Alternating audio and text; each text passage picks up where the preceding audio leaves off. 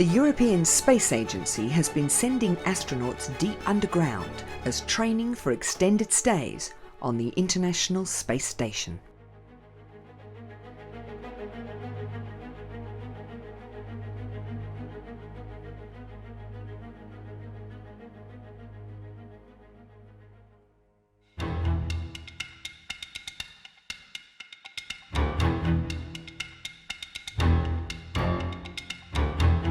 In the early 60s, during the Mercury program, the United States began developing a giant booster capable of carrying a crew of 3 to the Moon.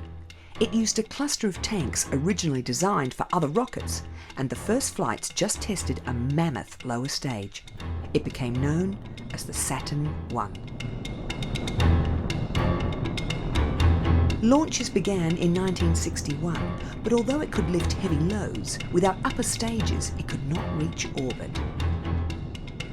Engineers were expecting the usual teething problems with the big new rocket, but there were none. Every launch went as planned. At the same time, the new, much larger Apollo spacecraft was being developed. The initial Block 1 version was designed when NASA still envisioned the capsule with a large descent and return module would land directly on the Moon.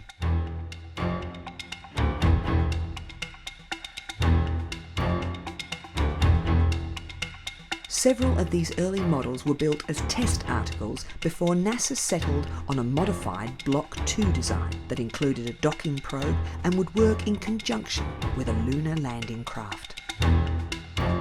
Like previous American spacecraft, the Apollo capsule was designed to land in the ocean. Every situation was rigorously tested, and sometimes the value of these tests was glaringly obvious.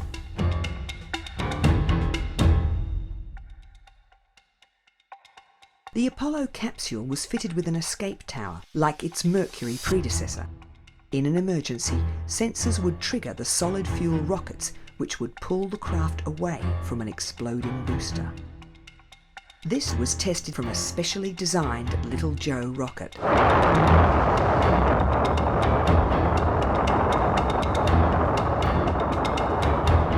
During tests in 1965, the Little Joe was meant to test a high altitude abort, but just 26 seconds into the flight, the rocket developed a roll.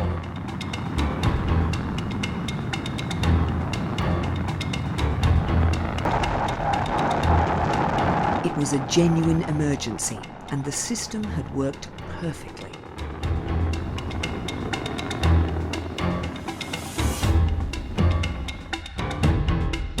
All across the US, different Apollo subsystems were being tested simultaneously. Though NASA now felt it had achieved parity with Russian technical ability, it was still in a race to the Moon, still focused on President Kennedy's end of the decade deadline.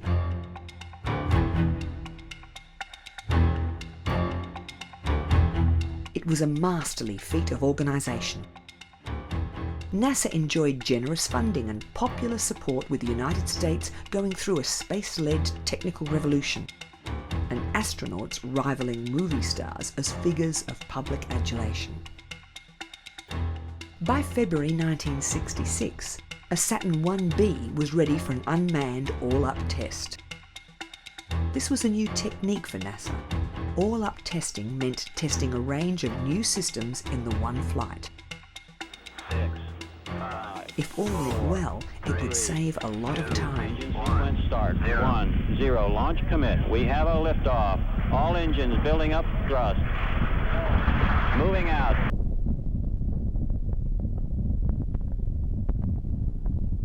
The Saturn I lower stage had been improved and was now known as the S1B. This time there was a second stage, the S4B. The combination would lift a Block 1 version of the Apollo spacecraft for its first flight. The capsule splashed down in the Atlantic 37 minutes after launch. The mission was generally a success, though there were engine difficulties, and wiring problems led to a loss of steering control and distortions in telemetry data. The focus now shifted to the first manned flight. Gus Grissom, one of the original Mercury 7 astronauts, Ed White, the first American to walk in space, and first-timer Roger Chaffee would crew an old-style Block 1 Apollo capsule in a mission scheduled for February 1967. Grissom had done valuable work in the development of the Gemini spacecraft, and he'd commanded the first Gemini mission. He'd taken on a similar role with the new Apollo command module, but he was becoming frustrated. He was concerned about the lag between changes made to the command module and the corresponding alterations to the simulators. The amount of flammable material that was in the crew compartment was also raised several times. While the booster technology was progressing steadily, the sheer complexity of the spacecraft was seeing it slip behind schedule. NASA was finding numerous deficiencies with the quality delivered by contractor North American Aviation. Another aspect of the astronauts' work involved an ever-expanding commitment to the mass media. Since its inception, NASA had decided that its activities would all be open to public scrutiny, in contrast to America's Cold War adversary, the Soviet Union, which chose to shroud its space program in secrecy. NASA's Public Affairs Office employed journalists who understood what working journalists needed, yet it was clear that the astronauts found photo calls a distraction. Regular press days were held in the lead-up to the mission. As the launch day approached, training in simulators shifted to testing of the spacecraft itself, sometimes in a vacuum chamber and sometimes as it sat atop its booster. One of these procedures, known as a plugs-out test, was to evaluate the Apollo capsule's function while it was disconnected from launch control, operating independently on its own power. There was no fuel in the spacecraft or in the booster, and all the pyros and explosive bolts were disabled, so this was regarded as a very safe situation. All other parameters would be the same as in a live countdown and launch. The astronauts would breathe pure oxygen at slightly above atmospheric pressure. This early version of the capsule had an old-style hatch that opened inwards. It would be held in place by the internal pressure. Later manned missions would have a different outward opening hatch. For hours the simulated countdown stopped and restarted, but at 6:30 a spark triggered a flash fire. In the pure oxygen environment, it consumed the capsule, killing the 3 astronauts in seconds.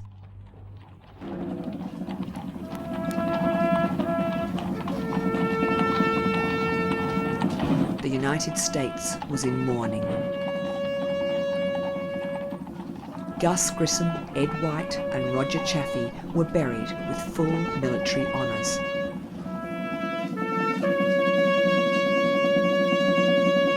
Many at NASA had been dreading this kind of outcome. In a speech to colleagues at Mission Control, Flight Director Gene Kranz said, "We were too gung-ho about the schedule, and we locked out all of the problems we saw each day in our work."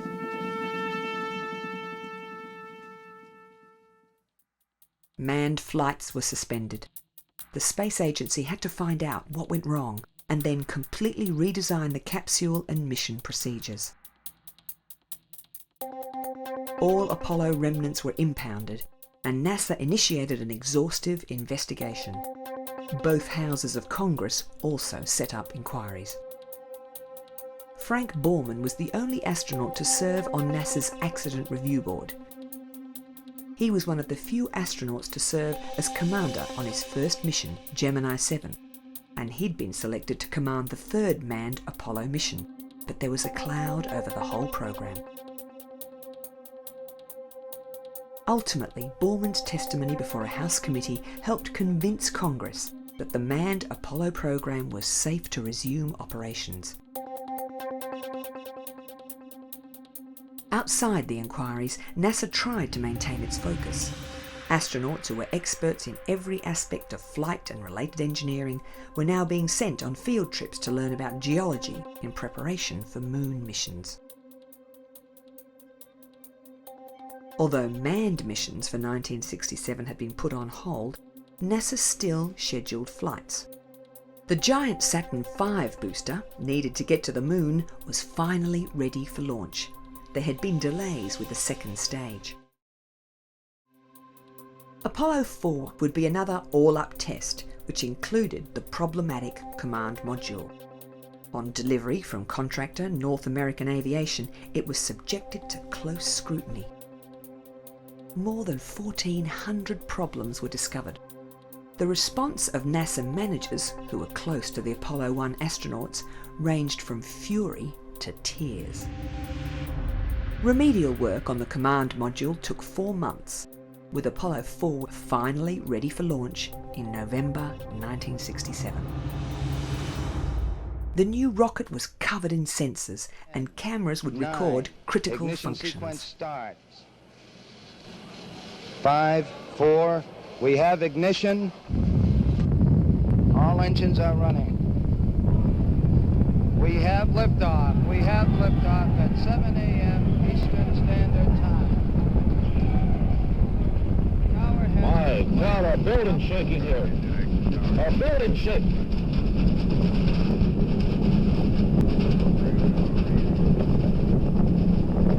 Oh, it's terrific. The building's shaking. This big glass window is shaking. We're holding it with our hands. Look at that rocket go into the clouds at 3,000 feet.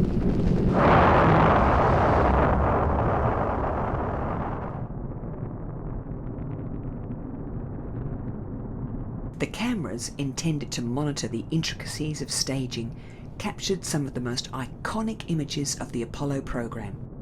They were jettisoned soon after these pictures were captured and parachuted back for an ocean recovery.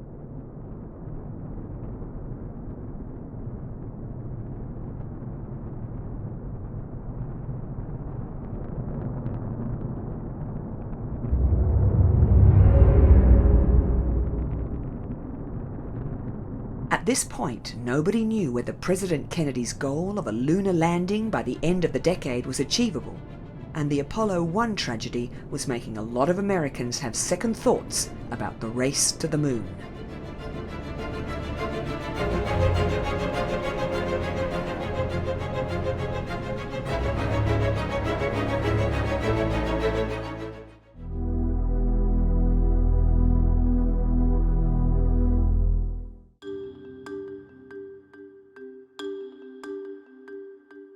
Working on the International Space Station involves very specific scientific tasks, in combination with having to deal with the unexpected. And although ground control will provide advice, astronauts must be resourceful and good at solving problems. Space is a hostile environment, and their lives could depend on it. As part of its astronauts training, ESA runs a regular caves exercise, where astronauts from across the ISS's partner agencies come to work together in Sardinia's Sagruta cave system. ESA has been running caves for 8 years. It's a convoluted acronym of Cooperative Adventure for Valuing and Exercising Human Behaviour and Performance Skills. The lack of a day-night cycle, sensory deprivation, claustrophobic spaces and an absolute need for good teamwork provide a strong analogue with spaceflight. Each new group meets for a training program that is also a multicultural team-building exercise. Experienced cavers brief the astronauts on what they can expect. This team will spend 6 days in the caves, though previous expeditions have been underground for as long as 2 weeks. The caves training is not just an endurance test. The team is expected to do some serious research. Last year's group discovered a new species of crustacean within the caves. The participants also learned 3D mapping skills and are expected to survey 1.5 kilometres of the largely unmapped Sagruta system.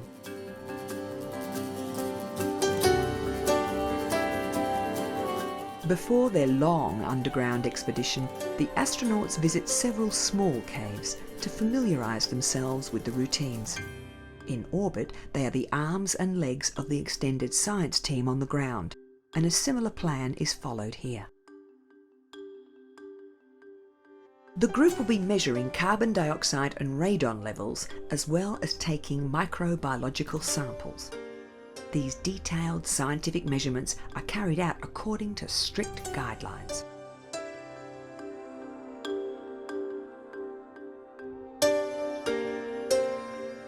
On the first day of the expedition, the astronauts say goodbye to the usual pattern of day and night. For the next 6 days, the only light they will have will be from their headlamps. Though they will still follow a daily routine, there are no visual clues to the passing of time. Each team member carries 2 short tethers at his waist.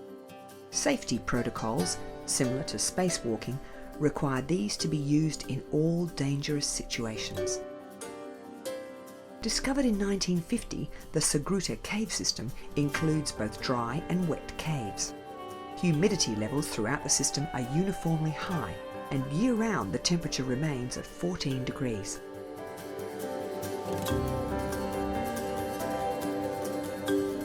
The team spend several hours making their way to a central gallery where they set up a base camp that will serve as their centre of operations. Tents are necessary because of the constant dripping.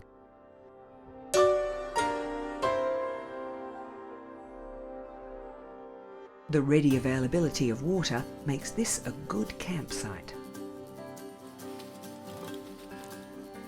Here, the technical instructors delegate all planning and decision-making authority to the team's elected leader. The daily routine is organised around timelines. Just like teams on the International Space Station, every day's activity is planned in advance.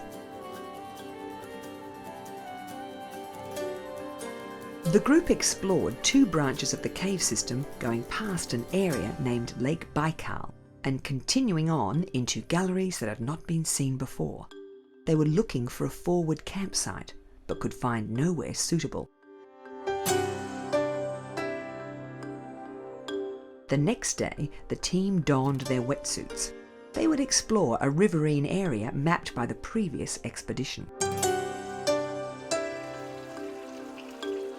Since a test course in 2008, more and more situations similar to spaceflight have been introduced underground.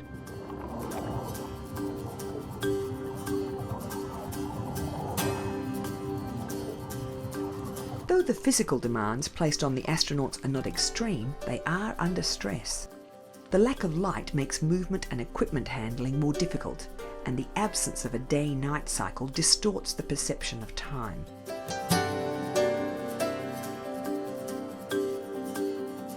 ESA believes the cave environment provides an exceptional training for long-duration spaceflight.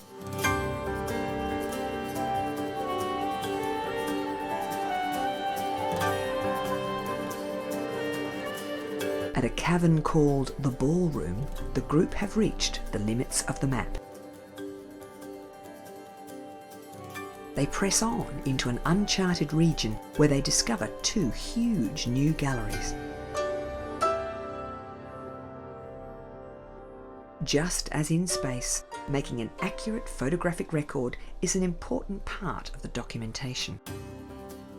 They decide they'd like to establish a forward camp here, but before they can, mission protocols say they must inform cave control. Making radio contact through more than 100 metres of solid rock is impossible, but they have a type of digital telephone that transmits using the conductivity of the wet ground.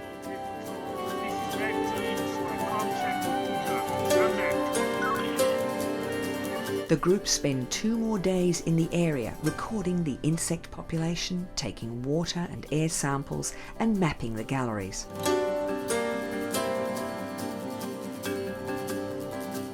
Finally, it was back to the surface, where hot showers and cooked meals were waiting.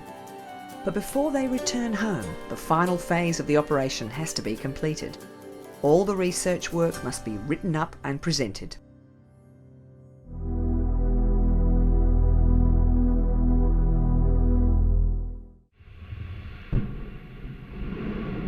Allumage Vulcain. Allumage des EAP. May the 14th, 2009, and an Ariane 5 launches the Herschel Infrared Telescope and the Planck Space Observatory. Planck was headed to a Lagrangian orbit around a point 1.5 million kilometres beyond the Earth. Tous les paramètres à bord sont normaux. Its job was to map variations in the cosmic microwave background, or CMB, the remaining echoes of the Big Bang at the beginning of the universe. To do this, it had to be sensitive to differences in temperature across the sky, down to millionths of a degree. While it was operational, its detectors had to be refrigerated to 1/10 of a degree above absolute zero, making it the coldest object in space. As it scanned the skies, it slewed with a high degree of precision, enabling it to make a three-dimensional map of the universe across 9 different wavelengths. When the CMB was first observed in 1965, it was seen as uniform in every direction. Instruments that could detect its minute variations did not exist. Images formed from different wavelengths give clues to the formation of the galaxies, and data from Planck has changed cosmologists' ideas about early star formation. Evidence now suggests the first stars ignited 140 million years later than had previously been thought. As the early universe cooled, light flooded the skies. As the universe continued to expand, this light faded, yet the CMB persists, providing an image of the universe in its infancy. Not only is the accuracy of information from Planck allowing cosmologists to recalibrate the timeline of the universe, it's prompting revision of the theory of inflation that doesn't fit the picture revealed by the probe. Planck was decommissioned in October 2013, when the depletion of its helium coolant rendered it inoperable.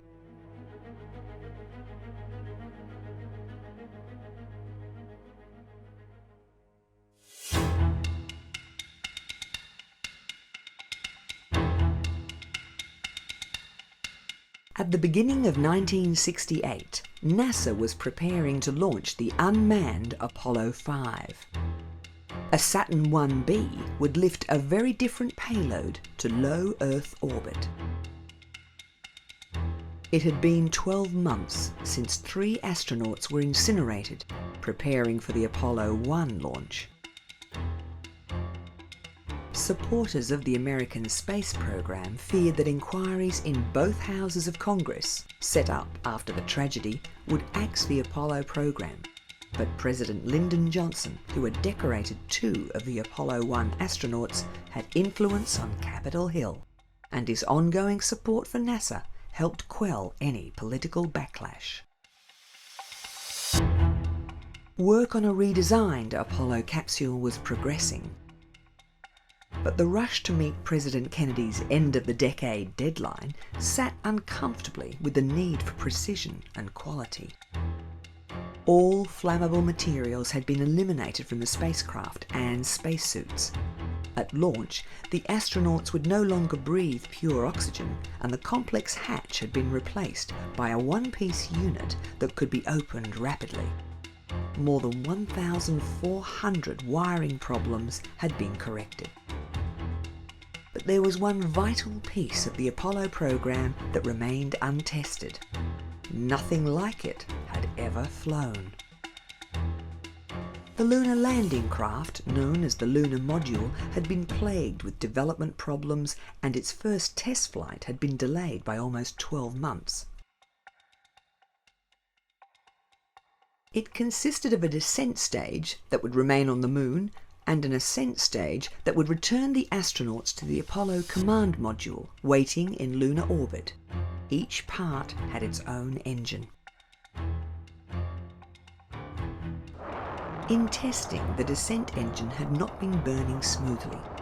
Of all the Apollo hardware, this engine had to respond to the most delicate control.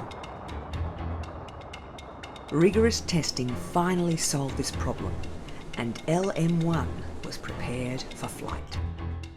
The unmanned Apollo 5 would test the craft in Earth orbit. The Lunar Module, packed beneath the unique nose cone, had no landing legs, as these would have further delayed delivery. And after pressure tests on LM5 had blown out a window, LM1 had aluminium panels instead of glass in its windows. RTC, will use site select, Guido. On January the 22nd, 1968, the two-stage Saturn 1B stood fueled and waiting on Cape Canaveral pad 37B.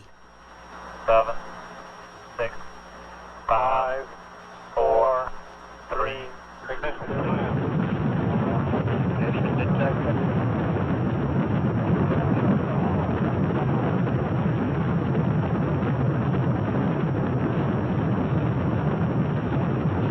Transmitted 5 enter. Clock start, 5 enter. Thrust okay. Affirmative. Program 11. Okay, TLK P11. Roll pitch start. Roll and pitch. This mission Go would be on IP. judged Go entirely on on IP. telemetry, on the electronic flow from sensors monitoring every system in the booster and the Lunar Module. At the end of the flight, nothing would return to Earth. Cutoff plus 50. NASA needed to know how the Lunar Module's descent and ascent engines would function in space. A software problem shut down a descent engine burn after only 4 seconds, but Mission Control were able to reprogram it. After 11 hours, all systems had been checked and the mission declared a success. Astronauts would only have one opportunity to fly the craft, and 2 different types of simulator were developed for training. The Lunar Landing Research Facility at Langley exposed astronauts to the kind of decisions they would have to make during the last 50 metres of their descent to the lunar surface. But this was a bit like a carnival ride, and the astronauts preferred the free-flying simulator known as the Lunar Landing Research Vehicle, or LLRV. It was nicknamed the Flying Bedstead. A gimbal jet engine provided partial lift that helped the craft behave as though it was under the influence of lunar gravity. The rest of the lift and the control came from throttleable rockets, similar to those in the Lunar Module. Just like any other aircraft, it had to be thoroughly tested, and NASA test pilot Joe Walker made the first series of flights in 1964. It could take off and fly using the jet engine and then be switched to sim mode when it would behave like the Lunar Module. In 1967, Neil Armstrong was the first astronaut to fly the prototype. The following year he flew a modified version with cockpit walls that limited his view to something like he'd seen through the Lunar Module window. When switched into sim mode, the response to pilot control became sluggish, as close as experts could make it to the way the Lunar Module would behave in lunar gravity. Later, astronauts would call the LLRV the unsung hero of the Apollo program, but NASA administrators were having second thoughts. It would not be the last crash. Of 5 LLRVs and its derivatives, only one was left at the end of the Apollo program.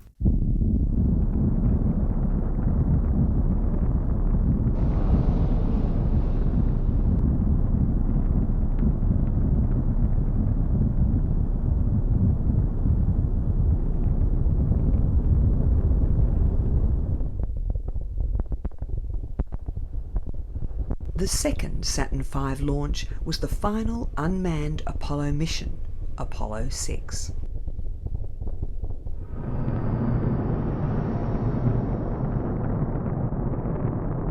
Mission objectives included monitoring the amount of vibration a fully loaded Saturn V would experience. It was carrying a dummy lunar module and a hybrid command and service module. Like Apollo 4, it was not just covered with sensors, but cameras too. Being the first time the Saturn V was carrying a full load, engineers were keen to see how it performed.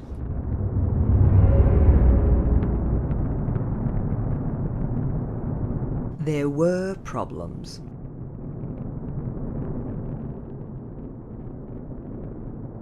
Two minutes into the flight, vibrations ran through the length of the rocket, causing damage to the adapter housing the Lunar Module.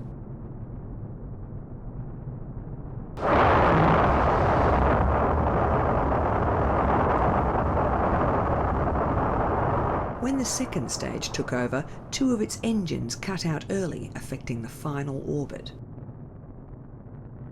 The third stage had to burn longer to compensate. Inside the command module, a camera was trained on the window and at various parts of the astronaut's instrument panel. After 3 orbits, the upper stage failed to reignite as commanded. NASA wanted to test the capsule in a high-altitude, high-speed re-entry, so the command and service module separated from the upper stage and used its own engine to boost it to a higher orbit for a faster re-entry.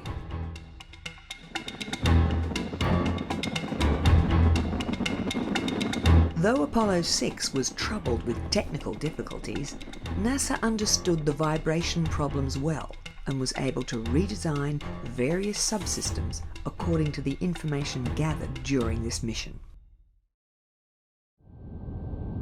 Finally, NASA was ready to launch another manned mission, and by October 1968, Apollo 7 stood ready for launch. It had a completely redesigned command module, and the astronauts would wear a completely new spacesuit. After the Apollo 1 fire, the new A7L suit was fire-resistant with an outer layer of Teflon-coated beta fabric.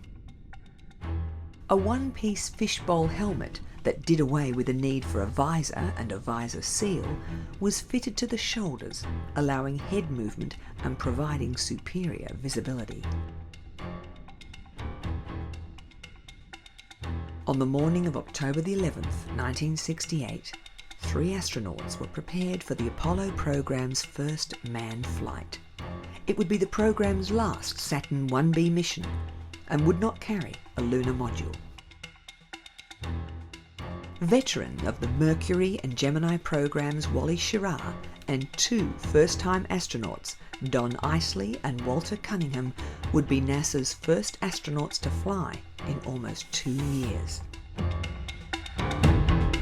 4, 3, 2, we have ignition. Commit liftoff. We have liftoff. This is launch control. We have cleared the tower. Roger, tower clear.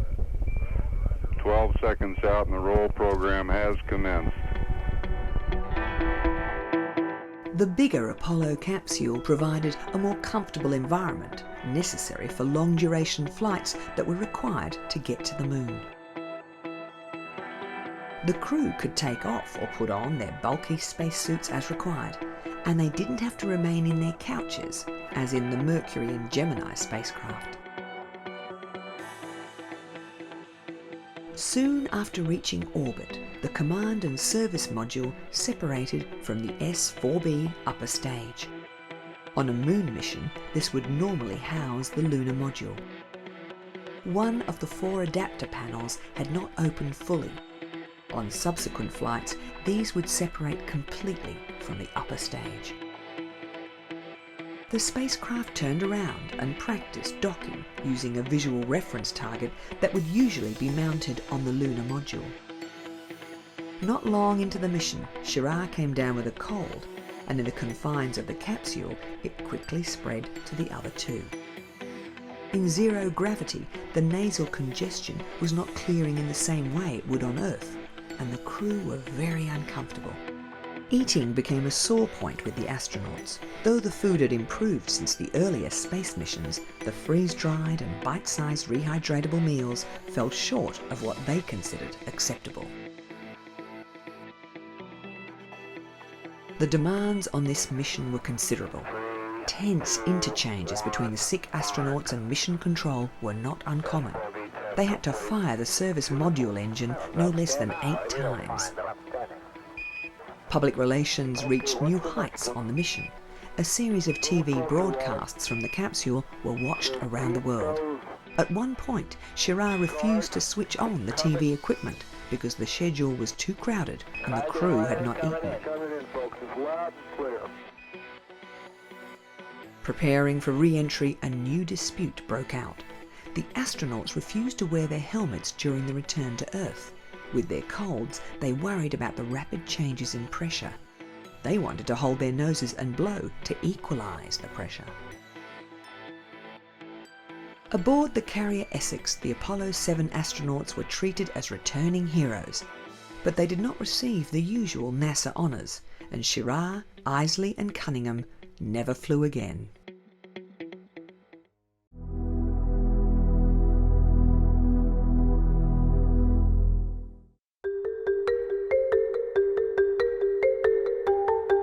Carbon dioxide is a small but vital component of our planet's atmosphere. The carbon that makes up the vast bulk of plant matter is extracted from this atmospheric CO2. In turn, the plants replenish the atmosphere's oxygen. All animal life breathes this oxygen and exhales CO2. This is called the carbon cycle. Our modern industrial societies rely on oxygen as well, and by burning coal and petroleum products, we produce the energy that powers our affluent lifestyles. This process produces carbon dioxide too. There has been a measurable increase in atmospheric CO2 since formal monitoring commenced. Higher levels of CO2 mean that the planet's blanket of air lets less of the Earth's heat escape out into space, prompting a slight rise in the planet's temperature. This has led to visible reductions in the Arctic sea ice and in the retreat of glaciers at the edges of the Antarctic continent. Using weather readings from around the world, NASA's Goddard Institute for Space Studies says that 2014 was the hottest year since 1880. The Goddard report revealed that 9 of the 10 hottest years on record have all been in this century.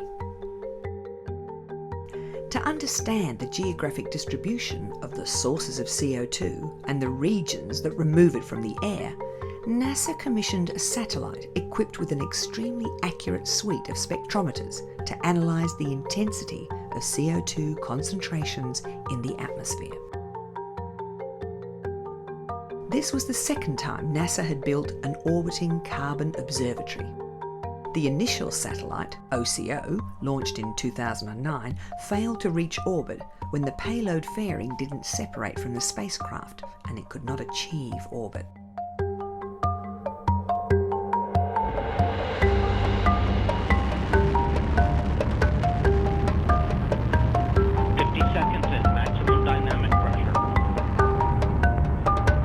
A duplicate orbiting carbon observatory, known as OCO2, successfully went into polar orbit in July 2014.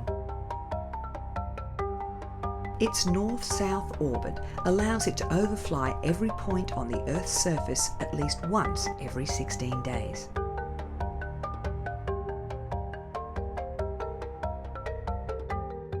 It makes measurements in 3 different modes.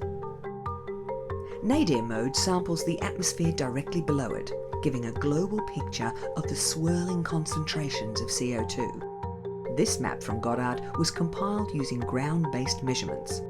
Data from OCO2 will deliver far greater detail. A second type of operation, target mode, enables the observatory to focus on a single point of interest, allowing it to gather multiple readings which can be compared with ground measurements made at the same site. The third, glint mode, sees the satellite sample close to the point on the Earth's surface that directly reflects the sun's rays. This further enhances the spectrometer's sensitivity, especially when sampling over the oceans. And OCO2 can detect oxygen concentrations, which will give a clear indication of the growth rates of plants and their ability to act as carbon sinks.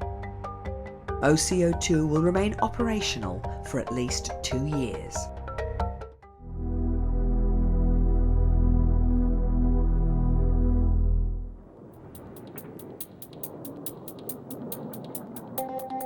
In the early 1950s, NASA's predecessor, the National Advisory Committee for Aeronautics, carried out in-flight zero-gravity tests.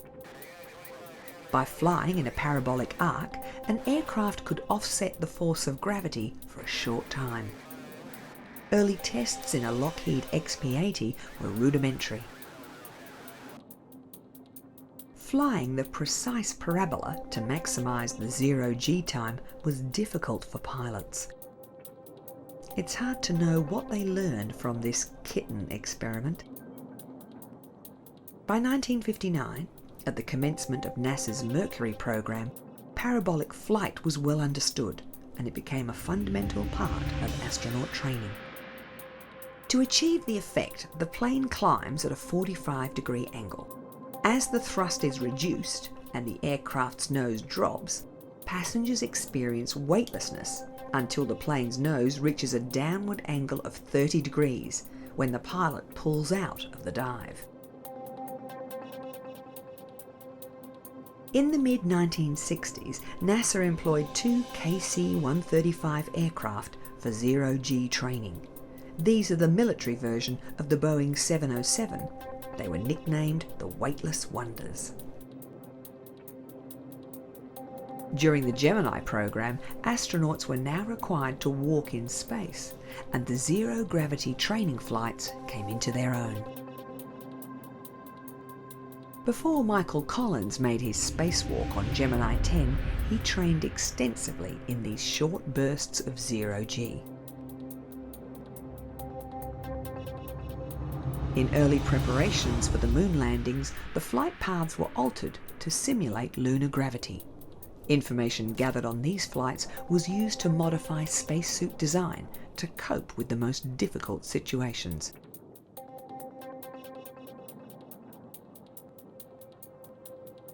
Other scenarios worried NASA planners too.